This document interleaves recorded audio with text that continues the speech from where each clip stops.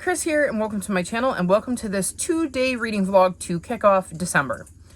So the reason this is going to be 2 days is because the Queer Lit Readathon's latest round starts on the 3rd, and that leaves me with 2 days to kind of read whatever I want before we get to that. I have a maybe slightly ambitious, but not really TBR.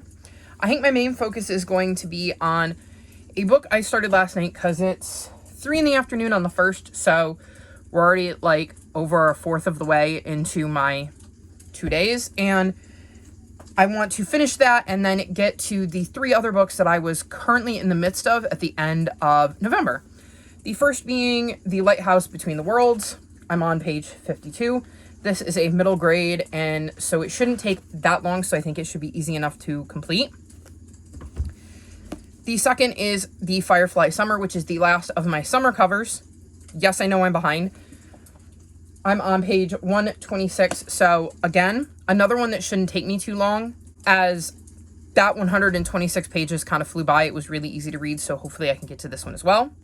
I want to finish Redemptor. I've only read the first chapter in this, but I think it'll take me like 4 hours to listen to the audiobook, so I think this should be easy enough to accomplish.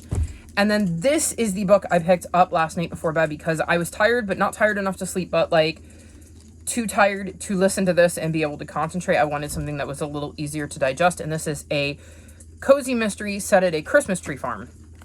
I'm on page 119, so already making decent progress in this. This is the 4th book in this series, and we follow Holly, who runs a Christmas tree farm, and every single year there seems to be a murder near, around, involving this farm, and this year is no exception. So this farm has an inn attached to it because you can stay at the inn and visit the Christmas tree farm, I believe. It's been a while since I've read the 3rd book. And the town is currently having the state ballet company performing the Nutcracker, but one of the ballerinas ends up dead during the parade. And obviously, Holly gets involved in the investigation, so I'm enjoying this one so far and trying to figure out who killed the lead ballerina. So that's kind of going to be my plan for these 2 days, is to wrap up what I was reading in November and then kick off the Christmas month with a Christmas cozy. So we'll see if I can get to all of that. If I do, I have no idea what I will read before I go into the Queer Lit Readathon. I haven't gotten that far because for 2 days, this is already a pretty ambitious TBR, so if I get to that point, I will figure it out and let you know, but that is my plan. Hopefully, I can get some good reading done, and I will check back in with you maybe tonight to let you know what I read today.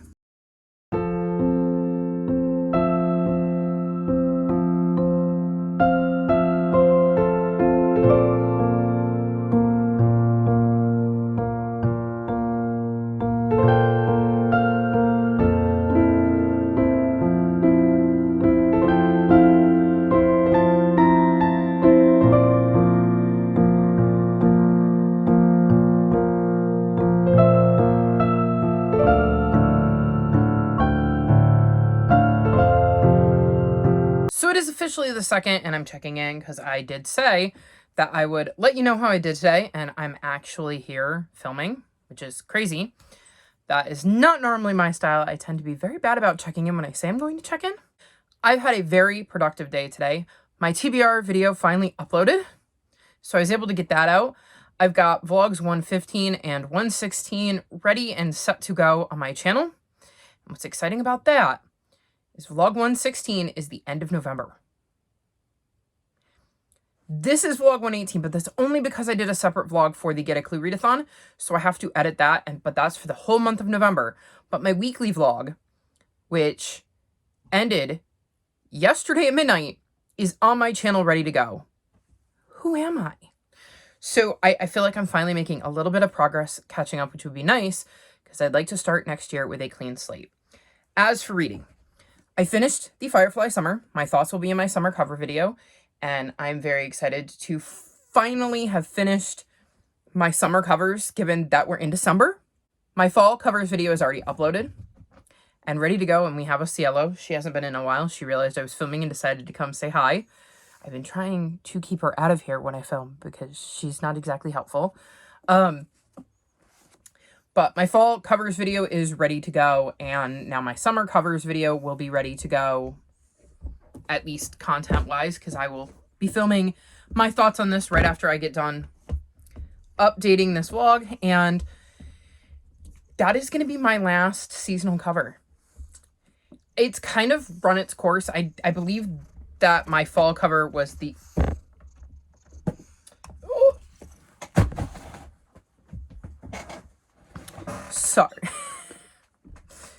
Sorry about that. Let's try this again. I believe my fall cover was my 7th time doing this, and it's just getting progressively harder to A, find books that have covers that match the season, and B, to want to pick them up, because I found that they all tend to usually end up being the same kind of books, and a lot of time it's middle grade contemporary.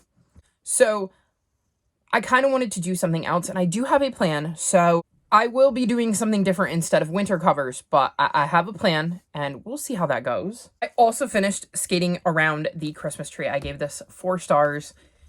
I'm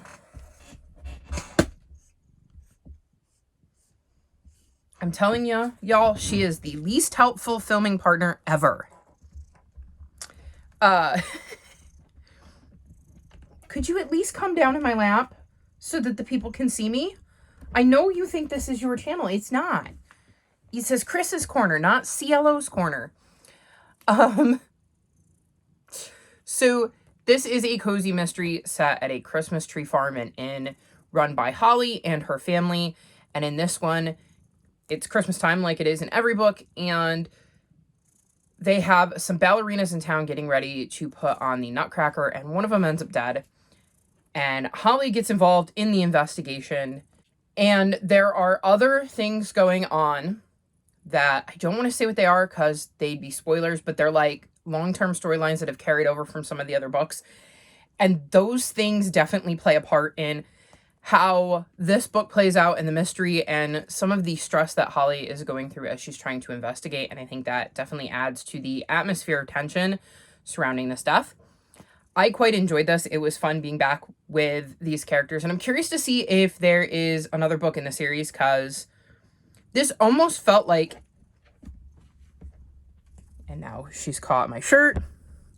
This almost felt like it could be a series ender, so we shall see, but if there is, I will definitely be reading it. So that's my update. I still have Redemptor and The Lighthouse Between the Worlds, and I've decided if I get time and happen to finish those, I think what I'm going to read is The Dawn Chorus, because I have the ebook out from the library. It's only like 78 pages, and I need to read it because I only have like 5 days left on the borrow, so I'm going to end up reading it in the next week anyways, so that makes the most sense to pick up. So we'll see what I can get to, and I will check back in tomorrow night to let you know what I read and how I did.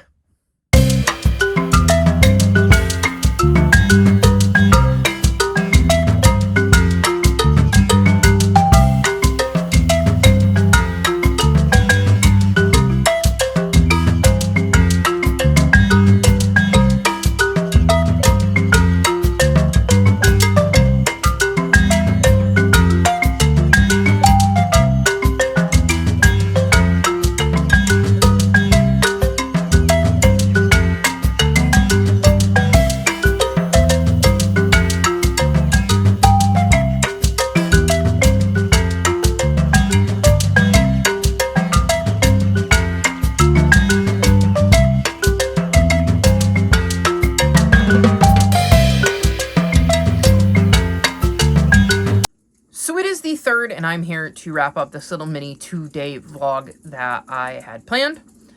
Today was chaotic. I did not get anywhere near as much reading done as I'd hoped I would. And there is one other thing that kind of contributed to my lack of reading, and that's The Lighthouse Between the Worlds. I am currently on page 124. And it's meh. We're following Griffin, who sees his dad be kind of sucked through the lens of the lighthouse that they take care of. It's just he and his dad, and there are these strange people that had shown up right after an alarm went off, which alerted his dad to a problem with the lighthouse. And he soon learns that it's a portal between worlds and decides he's got to go get his dad back. And I just... So my plan for this is to put it down, since I have to move on to my Queer Lit Readathon TBR. And if I am still next week, then I'm going to DNF it. If I want to pick it up and find out what happens next week, then I'll continue it. But I'm leaning towards DNFing it right now because I'm just not connecting with Griffin. I don't really care that much about the story. It hasn't sucked me in. I don't really care that there's these other worlds.